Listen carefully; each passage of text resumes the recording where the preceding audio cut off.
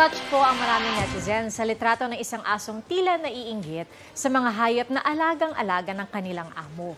Ito po ang good news. Ang aso yan nakahanap na ng tahanan.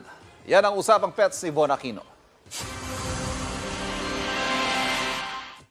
Nakatanaw sa malayo na parabang naiinggit sa ibang aso na inaalagaan ng kanilang amo.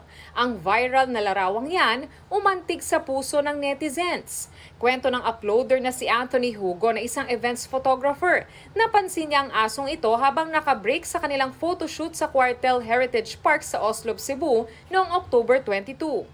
Siguro naawa ako doon at napansin ko din na parang nagsiselo siya or nag-i-imagine what if ganun ako or ganung klaseng kaaso ako.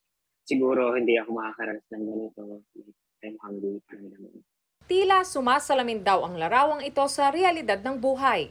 Kaya hindi siya nangyayari lang sa amin. Nangyayari din siya sa totoong buhay.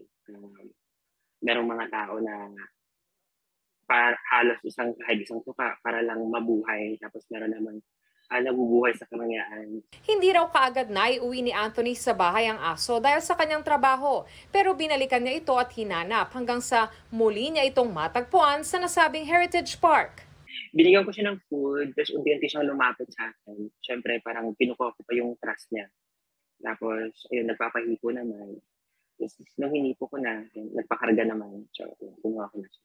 Ang aso pinangalanan niyang Hopper, nahango sa salitang hope dahil daw sa inspirasyon at pag-asa na ibinigay nito sa iba pang stray aspin.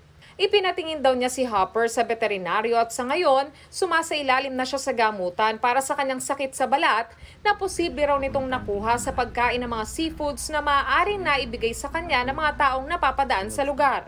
Matapos nga makapag-adjust kasama ng iba pang 9 na rescue dogs ni Anthony na nasa bahay, heto na si Hopper, masigla at malapit sa kanyang amo.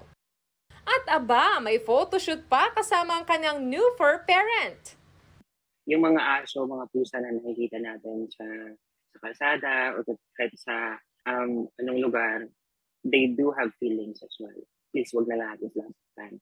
And if meron mang chance na pwede natin silang kunin or buhayin or gawing alaga, please do so. Kasi they will return the favor back to 100 times. Para sa GMA Integrated News, Von Aquino, nakatutok, 24 oras.